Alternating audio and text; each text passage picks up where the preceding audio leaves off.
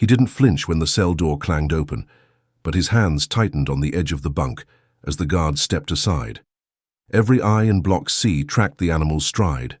A retired police dog, grey around the muzzle, but still built, like a wall of muscle and memory. The service vest was faded, but the badge glinted cold on its collar.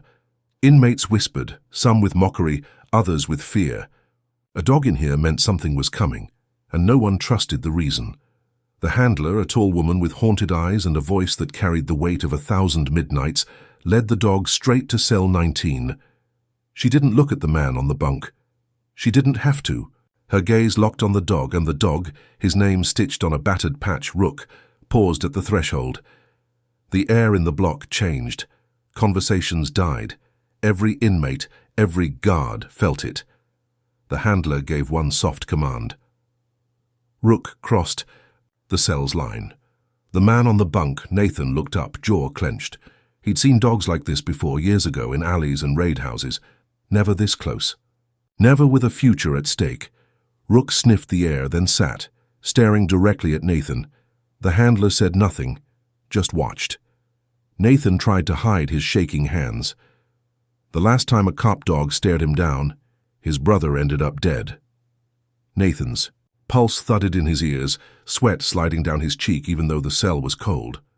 Then, without warning, Rook pressed his nose to Nathan's chest and let out a sound, half whimper, half growl. Inmates on the tier leaned closer, hungry for the spectacle. A few guards loosened their batons. Nathan braced for the dog to lunge, to tear. Instead, Rook pawed at Nathan's leg, whining louder, almost pleading. The handler's face went white. Rook, heel! But the dog wouldn't move. His brown eyes locked onto Nathan's, and for a heartbeat, the world shrank to this. A prisoner. On the edge, a dog refusing to obey, and the sense that something was wrong, very wrong. The handler reached for her radio. "I need the warden.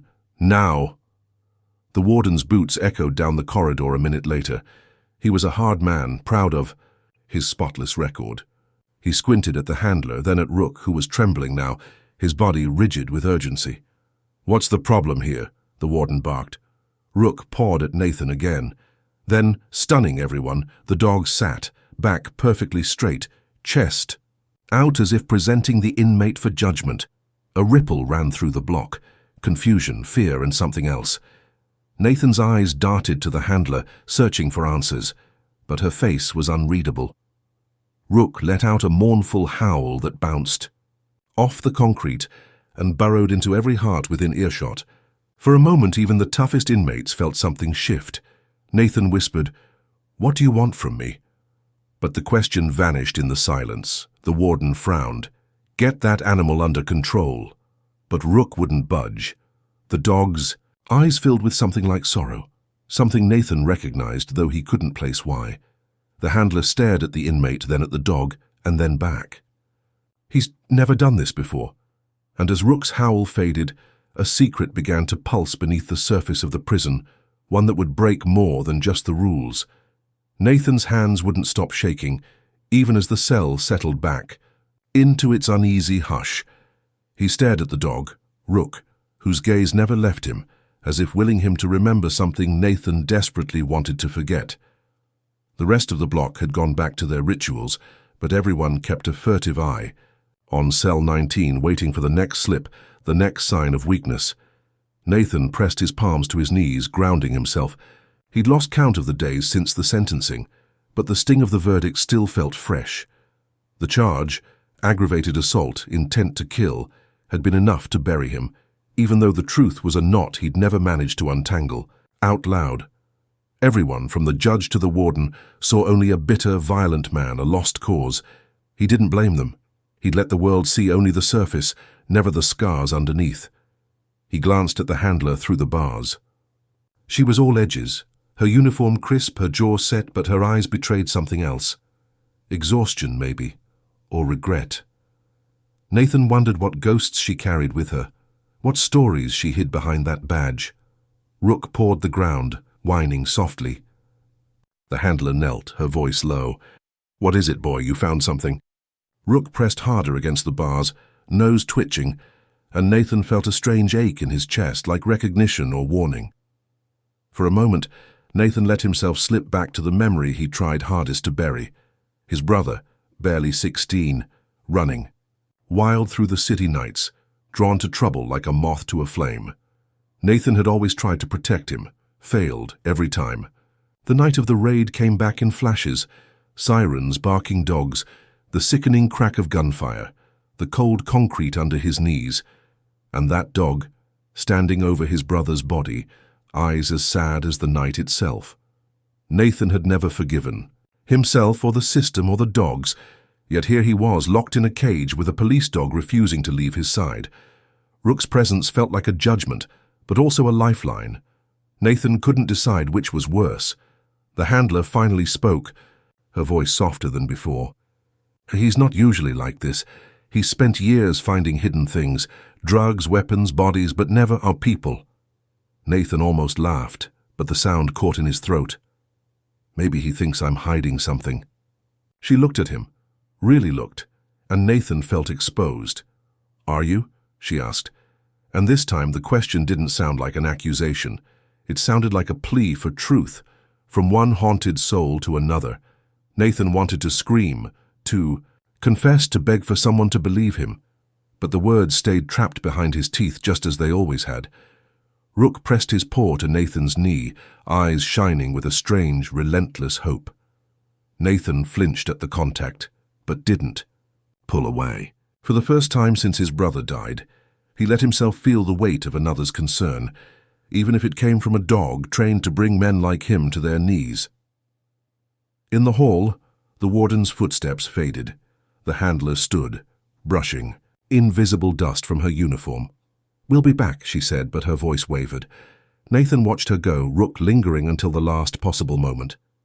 When they were gone, he pressed his forehead to his knees and let the fear and guilt swallow him whole. Somewhere, hidden beneath the prison's concrete and steel, a secret waited, one that bound Nathan to the dog on the other side of the bars, and to a past neither of them could escape. Nathan spent the next few nights haunted by the echo of Rook's howl. Sleep came in short, jagged bursts, and when it did, it brought only old memories. His brother's laughter in the alley, the sharp snap of a leash, blood blooming dark across concrete. Every time Nathan woke, he half expected to see Rook's eyes glowing in the darkness, watching, waiting for him to break. Instead, the cell was always empty, except for the whispers that drifted from the other bunks. Word spread fast in prison, faster than truth. Some said Nathan had snitched. Some said he was marked. Others, the ones who'd seen Rook's refusal to leave, now watched Nathan with wary respect or open suspicion. No one could decide which was worse. On the morning of the third day, the handler returned.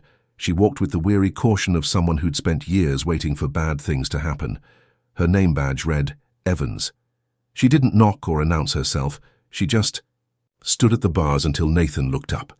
Rook was at her side, tail low, eyes locked on Nathan. "You ready?" Evans asked, voice flat but not unkind. "For what?" Nathan wondered, but he only nodded and stood. His legs felt unsteady. Rook stepped in first, sniffed the cell, then pressed his nose to the floor beneath Nathan's bunk. Evans watched the dog, frowning. "He's been restless since we left. He wouldn't eat, kept pawing at the kennel door like he was trying to tell me something." Nathan wanted to shrug it off, but the truth pressed at his ribs. Maybe he just hates prisons. Evans shook her head. "He's worked dozens, never acted like this." She knelt, running her hand along the floor. Rook whined, then nosed a loose tile. Evans pried at it with her keys and the tile lifted with a scrape. Beneath it, the darkness gaped. Rook growled, then barked, a sharp, urgent sound. Evans shined her flashlight into the space. Something metallic glinted. She reached in and pulled. Out a small rusted box. Nathan's chest tightened. He'd never seen it before, but the dread was immediate. Evans popped the latch. Inside, wrapped in a moldy scrap of towel, was a makeshift knife, filed from a spoon, stained at the tip. She swore under her breath. "Contraband," Nathan said, voice hoarse. Evans nodded. "Could have gotten you killed if they found it. Or worse, pinned another charge on you." Rook whined again and pawed at Nathan's foot as if urging him to understand. Evans turned the box over, revealing something Nathan hadn't expected. A faded photograph folded and refolded until the edges were soft. Evans handed it to Nathan. He unfolded it with trembling fingers. It was a picture of his brother, younger and smiling, arms slung around Nathan's shoulders. Behind them, a police dog perched on its haunches, ears up, tongue lolling. Nathan's throat closed. "That your brother?" Evans asked, softer now. Nathan nodded, unable to speak. The memory stabbed deeper than any blade. Evans was silent for a long moment. "Rook found this. Means he's trying to protect you, not accuse you."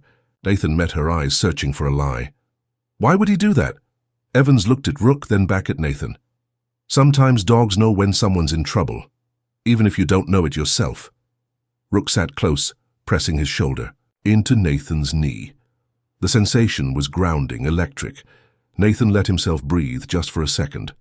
Evans pocketed the knife and box. "I won't log this, not yet, but you need to tell me if there's something you're not saying."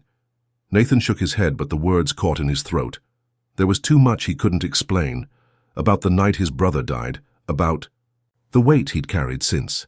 Even now, with the evidence in front of him, he felt trapped by silence. Evans left with Rook, but not before the dog looked back, eyes lingering on Nathan, as if promising to return. That night, Nathan sat awake, the photo clutched in his fist. He remembered his brother's endless energy, the way he'd always found trouble, and the vow Nathan had made at the funeral, to never let anyone else he loved slip through the cracks. He'd failed, of course. The system was a machine, and he was just another broken cog. But Rook's insistence, the handler's eyes, the photograph, they felt like a message. Someone, something wanted him to survive. The next day, chaos erupted on the block. An alarm blared at dawn, guards swarmed, barking orders. Nathan pressed against the bars, watching. 2 cells down, a fight had broken out. Blood on the floor. Prisoners screaming. Nathan's cellmate, a quiet man named Lewis, was missing. Rumor said he'd been taken to solitary, but no one really knew. Evans and Rook returned, this time with urgency. "Come with us!" Evans barked, no room for argument.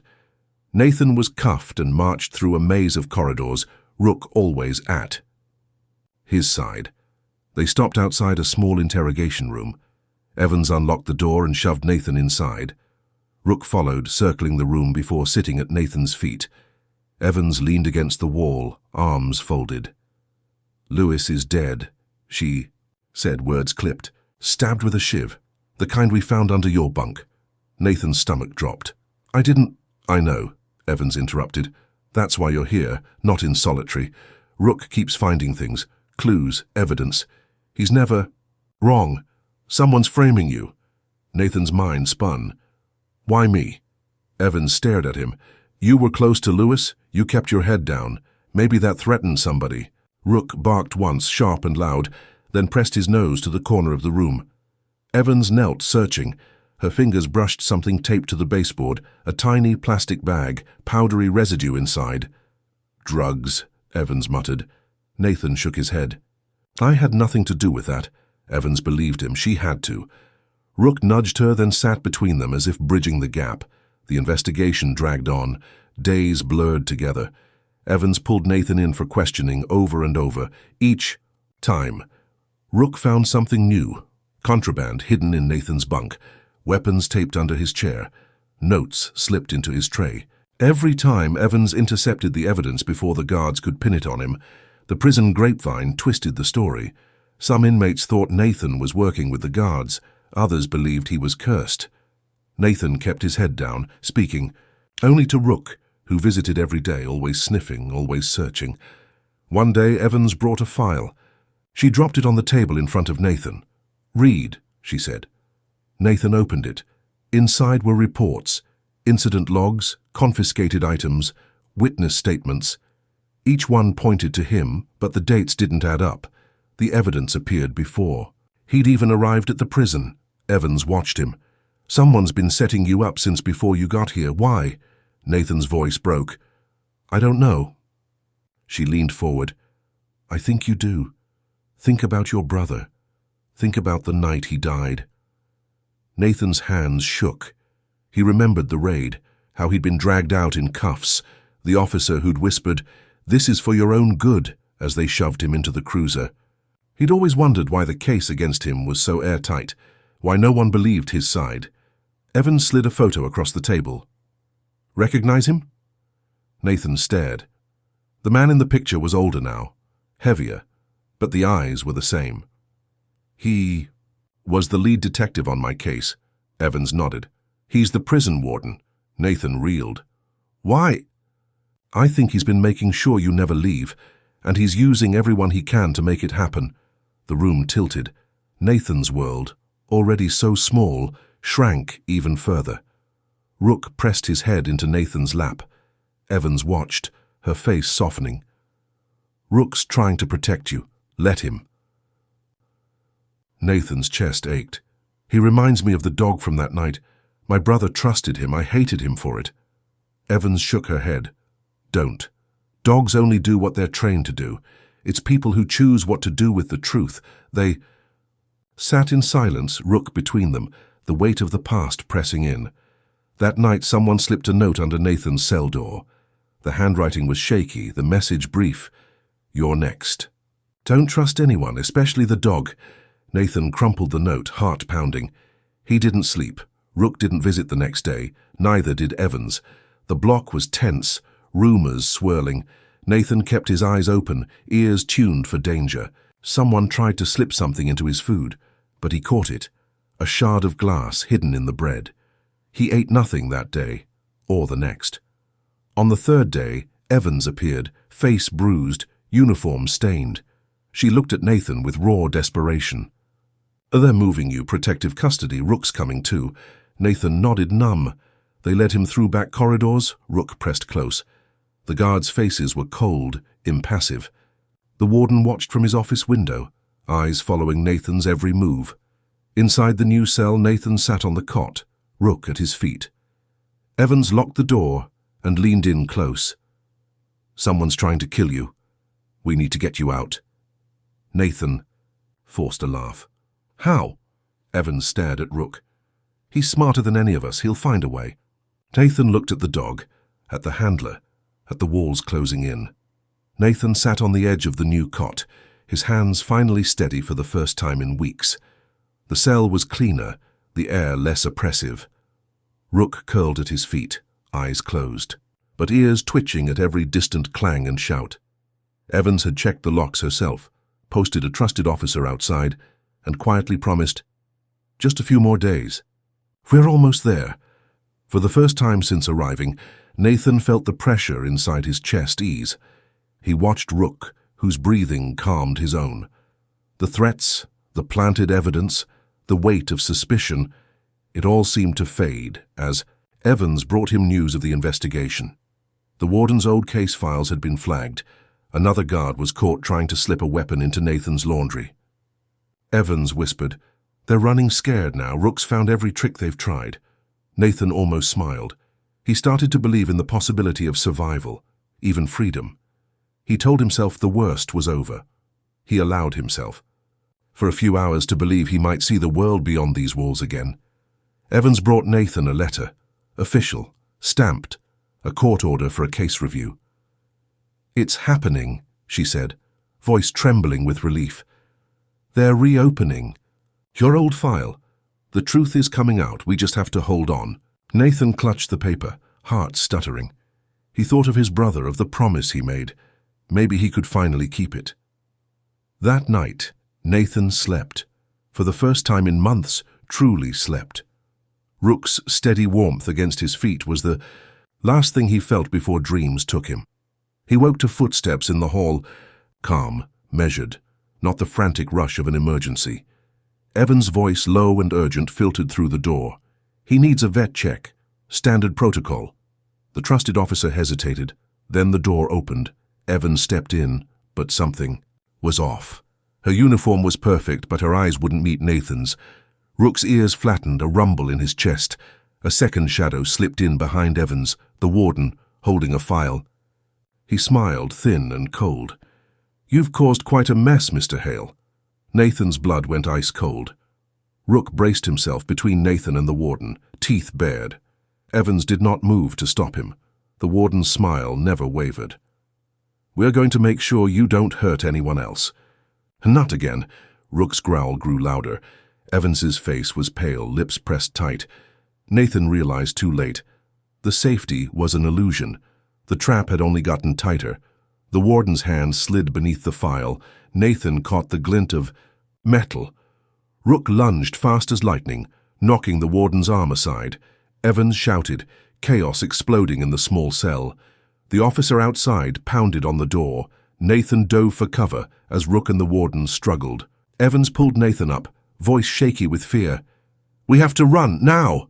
But the warden's voice was just as strong, just as sure. "You're not going anywhere." For a heartbeat, everything hung in balance.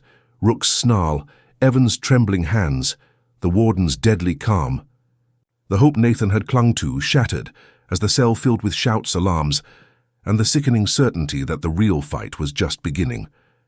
Nathan's lungs burned, panic and betrayal mingling as Evans dragged him through the chaos. The alarms hammered the halls with a shrill, merciless rhythm. Rook darted ahead, shoving his massive body against doors, teeth flashing, his focus absolute. Behind them, the warden's curses echoed, promising retribution. Evans led Nathan down a service corridor, her face streaked with sweat, her uniform torn at the shoulder. "I trusted him," she hissed, voice cracking. "I vouched for you. For Rook. I thought we were safe." For a heartbeat, Nathan saw the fear she'd hidden so well, the knowledge that everything she'd built, every risk she'd taken, might have meant nothing. They reached a locked door. Evans fumbled with her keys, hands shaking. "Hurry!" Nathan urged, but the lock stuck. Footsteps thundered closer. Rook pressed his muzzle to the crack at the bottom of the door, whining in frustration. Nathan's heart hammered. Every failure, every wrong turn pressed in. He thought of his brother, how he'd promised to be strong, to never let fear win. But now, with the warden's shadow looming, Nathan felt that promise crumble. Evans cursed, slamming her palm against the door. "I should have known, I should have seen what he was doing all along." Her voice faltered, grief and rage tangled together. "They'll pin this on me, on you, Rook. He'll just disappear." Nathan's mouth felt full of gravel. "You could still walk away. Let them take me, save yourself." She looked at him, eyes blazing with something like defiance. "No, I won't lose another innocent. I won't lose you." The keys finally turned. The door swung open into a maintenance tunnel, damp and thick with shadows. Evans shoved Nathan through, Rook slipping in behind. She slammed the door as the warden's men reached it, their fists pounding against the metal. They ran through the tunnel, every footstep echoing Nathan's dread. The darkness pressed in, the air thick with dust and despair. Nathan's mind reeled, taunted by the memory of his brother's face, hopeful, trusting, gone. Evans and Nathan stumbled into a storeroom, at the tunnel's end. Rook collapsed at their feet, panting, his body trembling with exhaustion. Evans dropped to her knees, shoulders sagging. Nathan pressed his back to the wall, every nerve frayed. What if we can't prove anything? What if this was all for nothing? Evans looked at him, voice raw. "Then we fight anyway, that's all we have left." Rook whined and nudged Nathan's hand with his nose. In that moment, Nathan felt the old wounds open and bleed, but something else stirred, a flicker of stubborn hope, the echo of a promise made on the worst night of his life. The tunnel beyond was silent now, but the danger hadn't faded. Inside that little room, Nathan faced the darkness with Evans and Rook, broken, hunted but not defeated. He wasn't ready to quit. Not yet.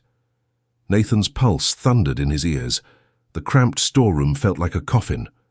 Evans crouched by the door, gun drawn, her hands steadier now.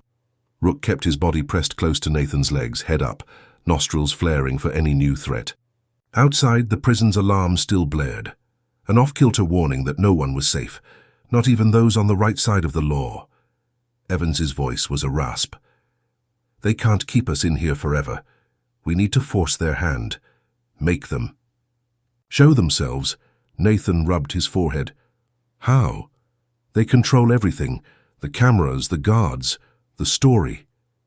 Evans's jaw clenched, but her eyes never left the door. They don't control Rook, and they don't control the truth. There are records, logs they can't erase in time.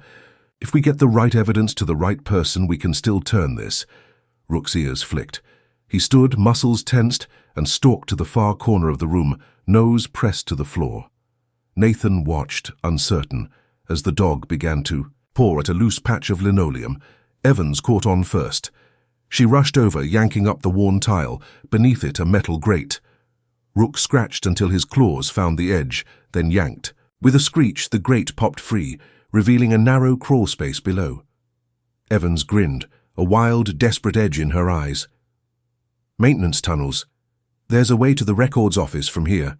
I saw the blueprints once before they locked them up. Nathan hesitated. Once we're in, what then? Evans's laugh was bitter. We get proof, all of it. The warden's orders, the evidence he planted, any files on you or anyone else he's buried. Nathan nodded, adrenaline burning away his doubt. Lead the way. He dropped into the darkness first, Rook sliding in beside him, Evans last. The tunnel was tight, choked with dust and cobwebs. Every scrape of metal, every distant echo sounded like a death knell. But Rook pressed on, guiding them left, then right, as though following a scent only he could detect. They crawled for what felt like hours, stopping twice as footsteps thundered overhead. The fear was constant. If they were caught, there'd be no more trials, no more second chances. Nathan's mind raced. His brother's face, Evans's haunted eyes, the promise he'd made to never give up. He clung to those memories, letting them anchor him as they crawled into the darkness. Finally, Rook stopped, pressing his nose to a patch of wall. Evans tapped for hollow spaces, then found one. She pried at a loose vent, revealing a gap just big enough to squeeze through. They tumbled into a storage closet, shelves packed with boxes and a single flickering bulb overhead. Evans pulled a battered laptop from a drawer. Every report runs through this server. If the warden manipulated anything, witness accounts, evidence logs, even your intake paperwork, it'll be here. Nathan's hands shook as he watched Evans work. She typed fast, muttering under her breath as she hacked through passwords and firewalls. Rook circled the room, ever watchful. Suddenly, Evans froze. He erased the digital files, but he's old-fashioned, keeps paper copies. They're in the archive, next room over. Nathan's heart pounded. We'll never make it, there'll be guards. Evans looked at Rook, then at Nathan. We have to try. She cracked the door. The hallway was empty, just long enough to slip across. Rook led, body low, ears pricked. Evans followed, then Nathan.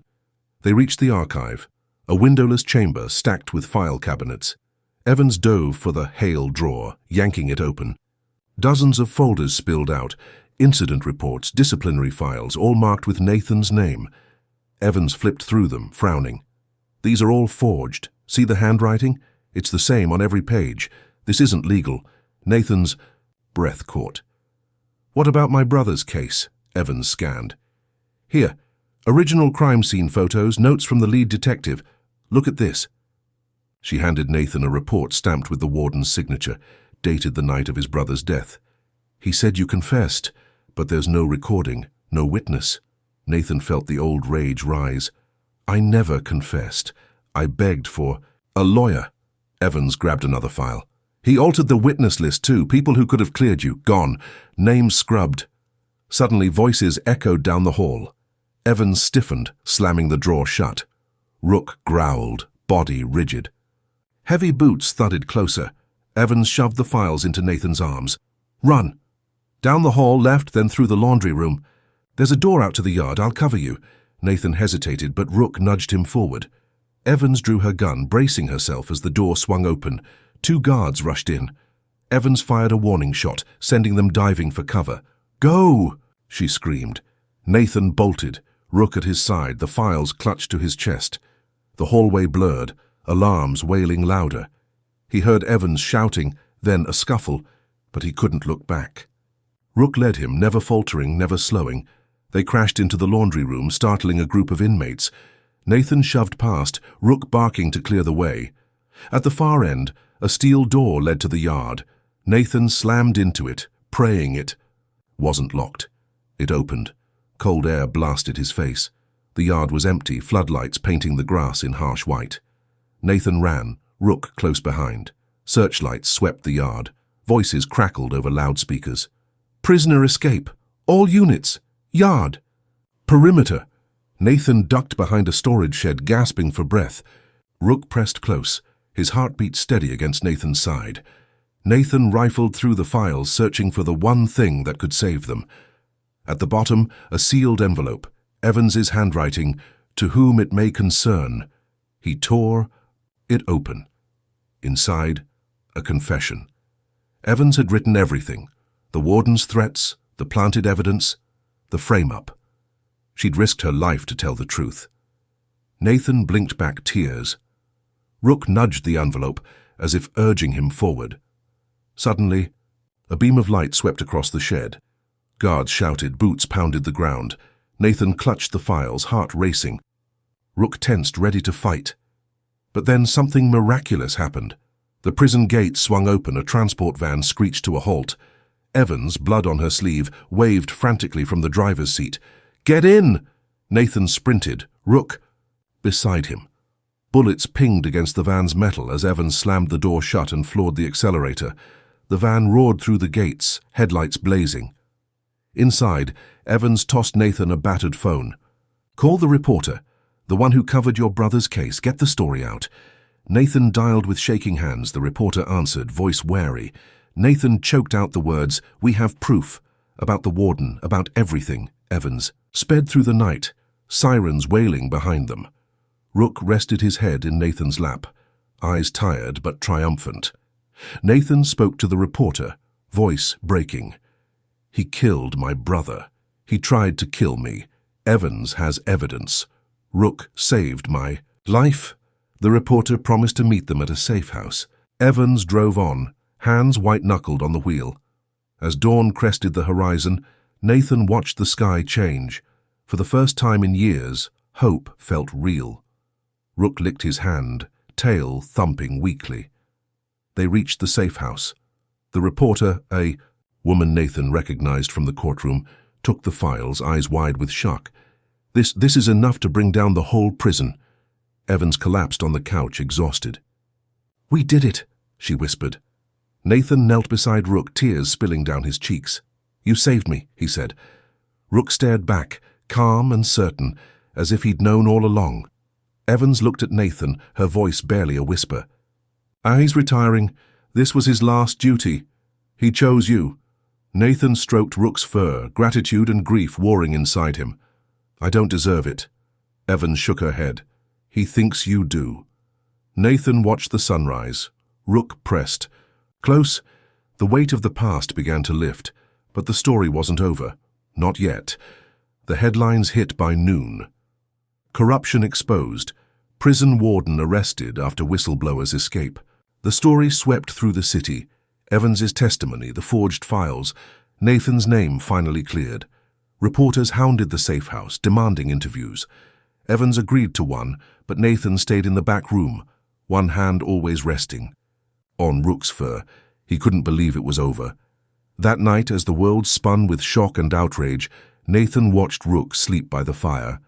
The old dog twitched in his dreams, paws running, a faint whimper caught in his throat. Nathan sat beside him, whispering thanks. He owed his life, his freedom, to a dog he'd first feared. A knock jolted the quiet. Evans answered, cautious. A uniformed officer stood in the doorway, holding a small box. "This was found in the warden's office," he explained, eyes wary. "He said it was meant for Hale." Evans took the box, handed it to Nathan. Inside, nestled in velvet, was a silver dog tag, engraved with a single word, redemption. Nathan turned it over, heart in his throat. On the back, a date, the night his brother died. Evans stared at him. He kept it all this time. Why? Nathan's hands shook. Maybe as a threat, or maybe he knew this day would come. Rook lifted his head, eyes meeting Nathan's one last time. In that gaze, Nathan saw forgiveness and something more, a warning or perhaps a promise. Outside, sirens wailed in the night. Nathan clutched the tag, a chill crawling up his spine. Some debts, he realized, never truly disappear, and somewhere in the darkness something new began to move. The days that followed blurred together in a haze of exhaustion and disbelief. The safe house became a strange sanctuary, a place where Nathan learned to breathe again, no longer counting the seconds between footsteps in the hallway or the clanging of distant doors. Evans kept close, her presence a steady anchor as the outside world erupted with headlines, protests, and investigations. Rook never left Nathan's side, as if sensing every tremor of fear or joy that passed through his battered heart. Nathan watched the news in silence, eyes fixed on the images of the warden in handcuffs, guards led away in shame, reporters clustered around courthouse steps. The world, it seemed, had finally decided to listen. For years, Nathan's truth had lived in shadows, a rumor, a plea no one wanted to hear. Now, with the evidence Evans risked everything to find, the truth had a voice, loud enough to shake the city. Evans moved through the house like a soldier, always alert, always planning. She fielded calls from lawyers and journalists, coordinated meetings with investigators, and watched over Nathan and Rook as if they were her own family. At night, when the house grew quiet, Nathan would find her sitting on the porch, cigarette, burning low, eyes lost in the dark. Sometimes he joined her. They spoke little, but the silence was a comfort, a shared understanding that words could never quite capture. One evening, as the sunset painted the sky in bruised gold and crimson, Evans handed Nathan an envelope.